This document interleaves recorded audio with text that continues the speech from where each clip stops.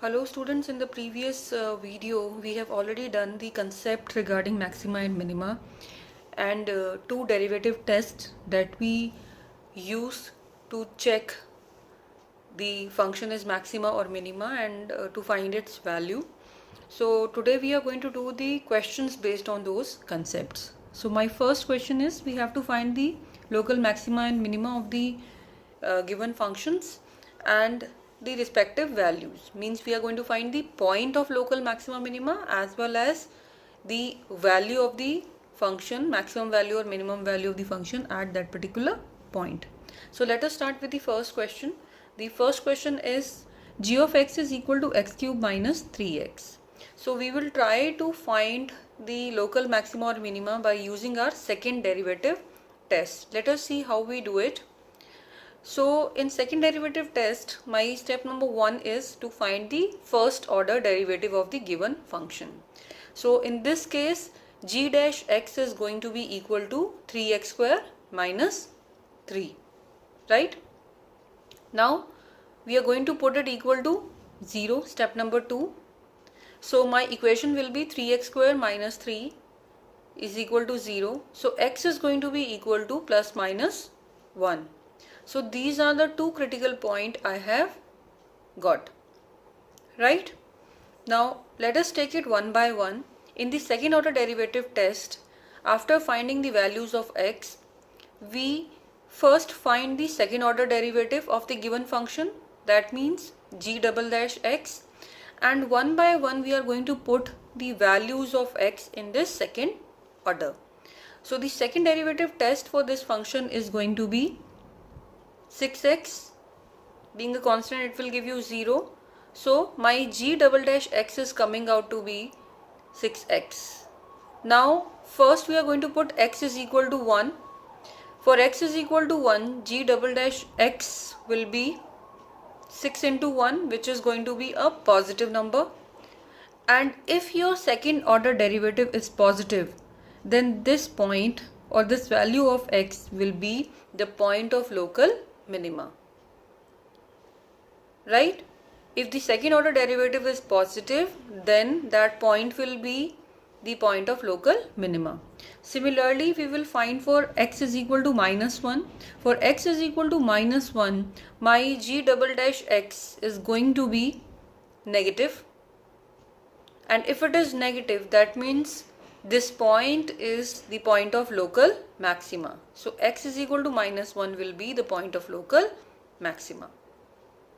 Okay.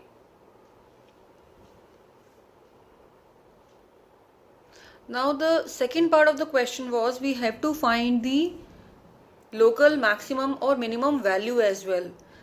Just now we have just found the points. Now we want to find the value also. How we find the value? Value will always be found by putting these points in the main function. What was our main function? G of x is equal to x cube minus 3x. So we are going to substitute these values of x here. For example, x is equal to 1 was my point of local minima. So to get the local minimum value, I am going to put x is equal to 1 in my main function. So g of 1, which is coming out to be in this case equal to minus 2, will become my minimum value. So minus 2 is local minimum value, and the point at which it is attaining this value will be your point of local minima. Same goes for x is equal to minus 1. X is equal to minus 1 was coming out to be point of local maxima. So we are going to put minus 1 in our main function g of x. We are getting the value as 2. So 2 will be our local maximum value for this particular function. Let me take another question. This is trigonometric function. Function is g of x is given to us as sin x plus cos x, where x is strictly in between 0 to pi by 2.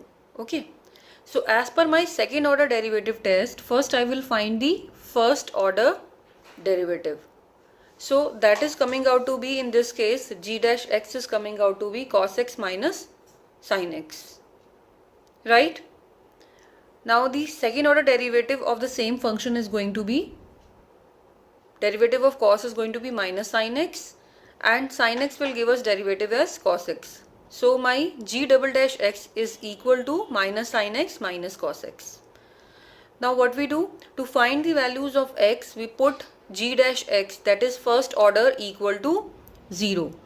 So put cos x minus sin x as 0, and if we are going to simplify it, I'll take cos to the other side, and when I will bring it back on the left hand side, this will become sin x by cos x is equal to 1, that is 10x is equal to 1. So x will take the value as pi by 4,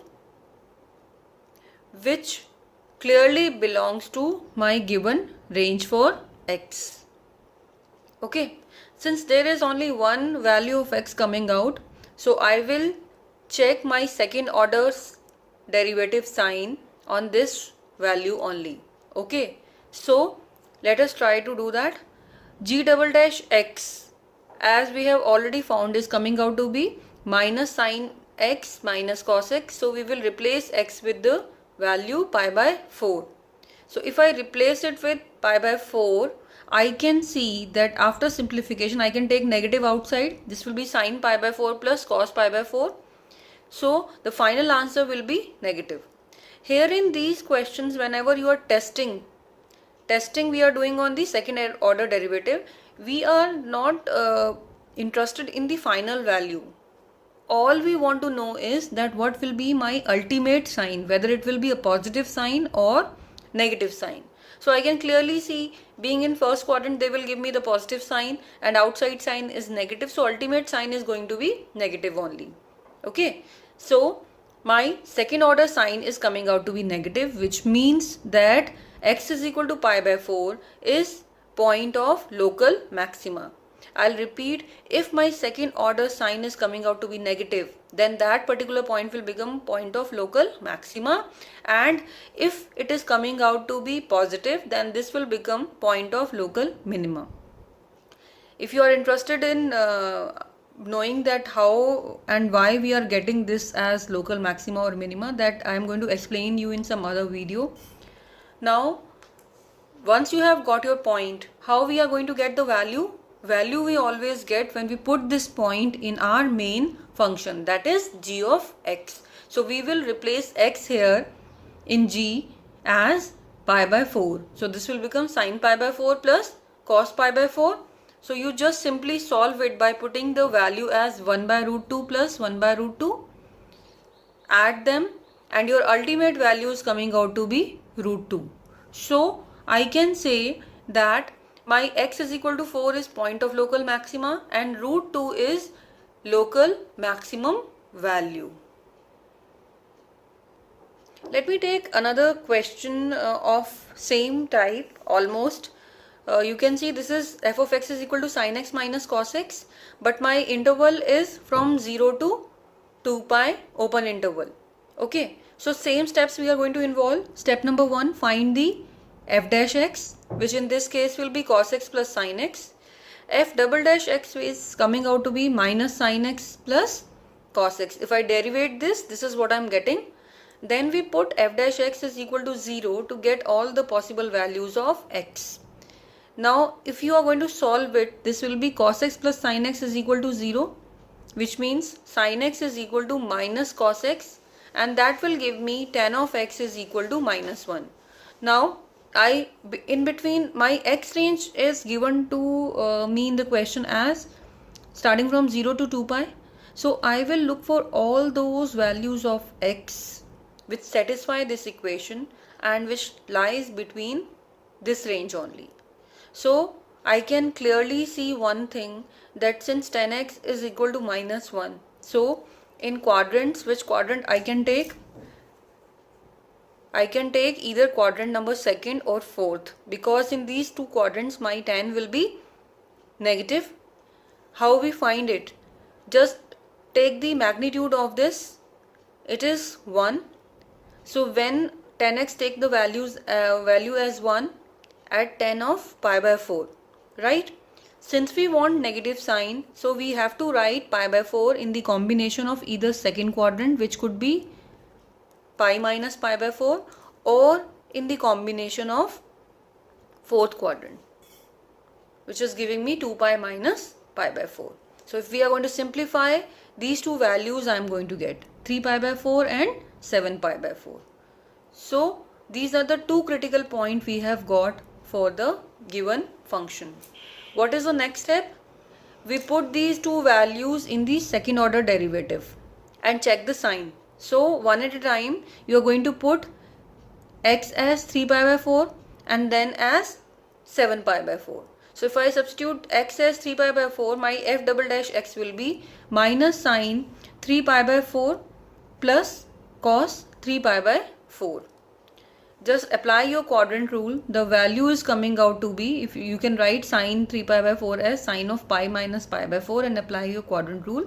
So the values are going to be minus 1 by root 2 and minus 1 by root 2. Take the LCM, simplify it, or you can straight away say these are twice of the same term. So this is going to be minus 2 by root 2. Being negative, it will be of course less than 0, and if it is less than 0, this will become my point of local maximum. And to find the value of the function at this point, we are going to substitute 3 pi by 4 in my f, main function f, that is sin x minus cos x. So it is coming out to be root 2. So root 2 becomes my local maximum value for this particular point. Same concept we are going to apply for 7 pi by 4. Again substitute it in your second derivative. Apply your quadrant rule. 7 pi by 4 can be written as 2 pi minus pi by 4. Apply quadrant rule, and once you will simplify, you will see that your answer is coming out to be positive.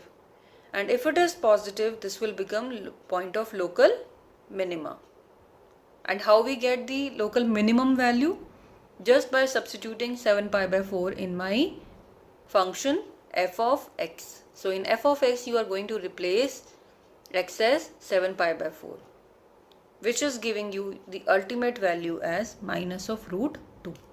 Here always remember one point, that since you are applying second order derivative test to check local maxima or minima, that means the testing that whether this point is local maxima or minima will be done on the second order. Here you can clearly see that whether the point is local maxima or minima, how I judge? I judge at this point where I am substituting the values of x in the second order, right? So in second order, the testing will be done in the second order derivative only.